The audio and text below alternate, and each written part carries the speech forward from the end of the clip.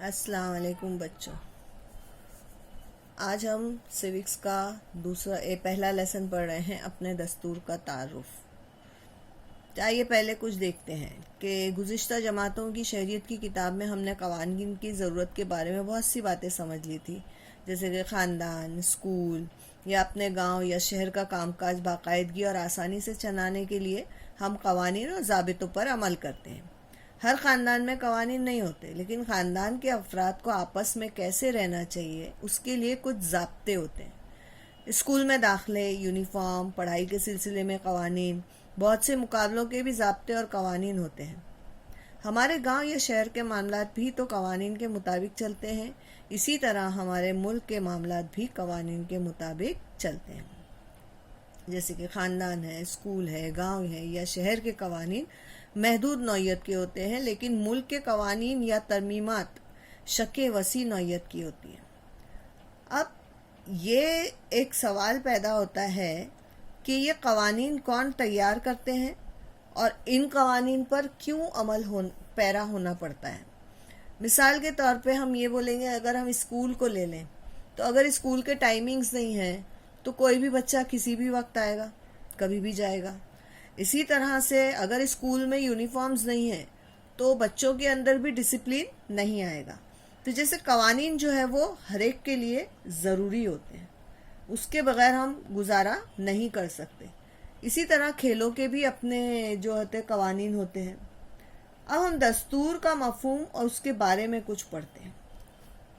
جب ملک کے معاملات سے متعلق کوئی بھی قانونی بیانات یکجا شکل میں اور باضابطہ ڈھنگ سے جس کتاب میں درج ہوتے ہیں اسے دستور یا آئین کہتے ہیں. ایک بار پھر سن لیجئے کہ ملک کے معاملات سے متعلق قانون بیانات ایک جگہ، ایک شکل میں، ایک باضابطہ ڈھنگ سے جس کتاب میں درج ہوتے ہیں اسے دستور یا آئین کہتے ہیں.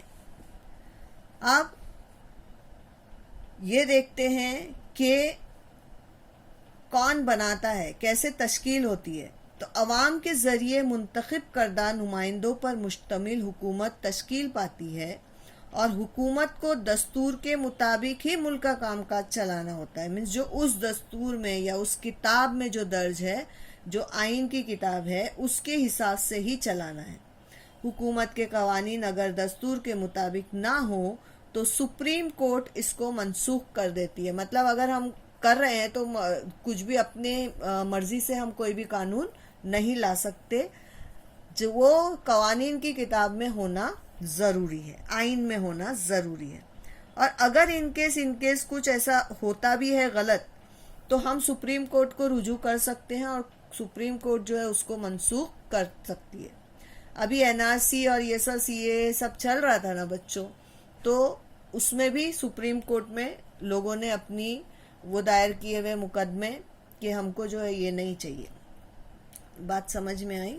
چلیے اب دستور کے قوانین کے موضوعات دیکھتے ہیں. موضوعات مینس اس میں کیا کیا چیزیں ہیں، مندرجات ہیں.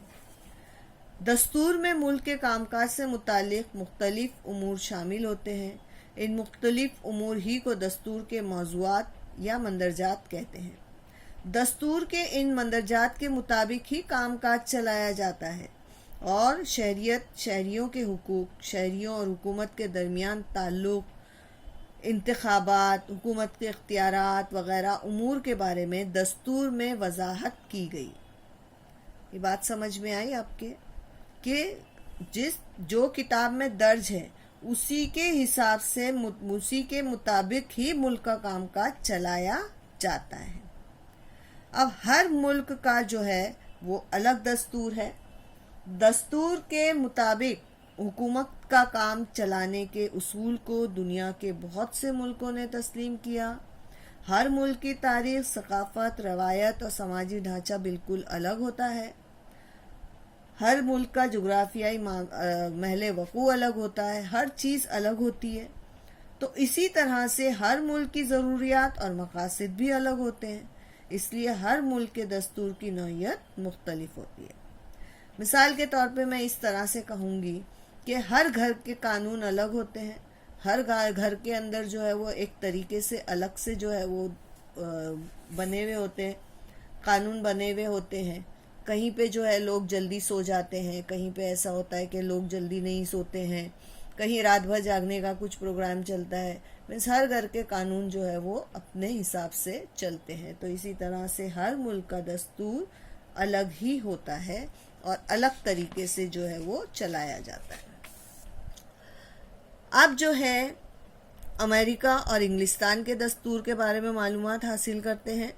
तो अमेरिका का दस्तूर 1789 में नाफिज हुआ, जो 7 दफात या नुकात पर मुश्तमिल है, और 1215 में होने वाले मैग्ना कार्टा मुआहदे से इंग्लिस्तान का दस्तूर जो है वो फरोग पाया। और इसी तरह से इंग्लिस्तान का दस्तूर गैर तहरीरी है, मतलब इंग्लिस्तान में कोई भी दस्तूर जो है वो लिखा हुआ नहीं है। जैसे हमारे इधर लिखा हुआ है लेकिन वहाँ पे लिखा हुआ नहीं है। वहाँ हुकूमत के कामकाज से मुतालिक कवानीन, उसूल और रवायात की शक्ल में पाए जाते हैं।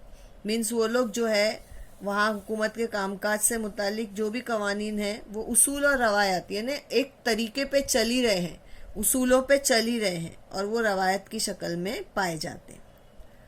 अब हम ये देखते हैं कि भाई दस्तूर तो बन गया, लेकिन दस्तूर की ज़रूरत क्यों है? क्या ज़रूरत है दस्तूर बनाने की, कवानीन बनाने की? सीधा सीधा जो है जैसा है वैसा चलना चाहिए? नहीं, दस्तूर बनाने ही पड़ते हैं। मिसाल ऐसे दूंगी कि आप स्कूल के टाइमिंग्स पे आते हैं, जैसे सुबह में 7 बजे स्कूल पहुंचना है और 12:45 बजे आपकी छुट्टी होती है। लेकिन अगर ये नहीं होगा तो कोई भी बच्चा कभी भी आएगा और कभी भी जाएगा। तो इसलिए कानून बनना, टाइमिंग का जो है वो होना बहुत ज़रूरी है। तो इसीलिए दस्तूर की ज़रूरत क्यों है ये देखते हैं। हुकूमत के कवानीन के दायरे में रहते हुए कामकाज करना होता है, जिसकी वजह से इक़्तिदार का नाजायज़ इस्तेमाल नहीं होता। या जैसे कि अगर किसी के हाथ में सत्ता आ गई है या वो कहीं का एक मिनिस्टर बन गया है, तो वो अपनी मर्जी से जो है लोगों के ऊपर रौब नहीं जमाएगा, बल्कि उसको जायज़ तरीके से काम करना है। शहरियों के हुकूक महफूज रहते हैं, हुकूमत इन्हें छीन नहीं सकती। हम शहरी हैं हिंदुस्तान के और हमारे कुछ हुकूक है वो हमसे छीन नहीं सकती, और हमारे हुकूक के साथ में कुछ फ़राइज़ भी है जो हमको अदा करने होते हैं। कानून की हुक्मरानी कायम होने की वजह से मनमानी करने की गुंजाइश नहीं होती। हुकूमत पर आम इंसान के एतबार में इजाफा होने से वो हुकूमत में शरीक होता है और उसकी शमूलियत की वजह से जमहूरियत जो है वो मजबूत होती है। हुकूमत पर आम इंसान के एतबार में इजाफा होने से वो हुकूमत में शरीक होता है का मतलब है कि जब वो देखता है कि प्रॉपर सब काम चल रहा है तो वो क्या करता है, खुद भी इलेक्शन में हिस्सा लेता है, जीतता है, और यहाँ पर अपनी शमूलियत की वजह से वो जमहूरियत को मजबूत बनाता है। इसी तरह आलमी अमन व तहफ़्फ़ुज़, इंसानी हुकूक की हिफाजत का माहौल तैयार होता है। दस्तूर में फ़राइज़ का भी ज़िक्र है, जिसकी वजह से उनकी ज़िम्मेदारियाँ जो है मुतय्यन होती है, में ज़िम्मेदारी बराबर से चलती है। आज के लिए बस बच्चों इतना ही। अब हम क्या करेंगे, अगले इसमें देखेंगे कि किस तरह से हमारी हुकूमती कामकाज चलता है, दस्तूर साजी का पस मंज़र क्या है और हमारा दस्तूर कैसे बना, इसके बारे में हम जो है वो अगले लेसन में आपको बताएंगे इंशाअल्लाह।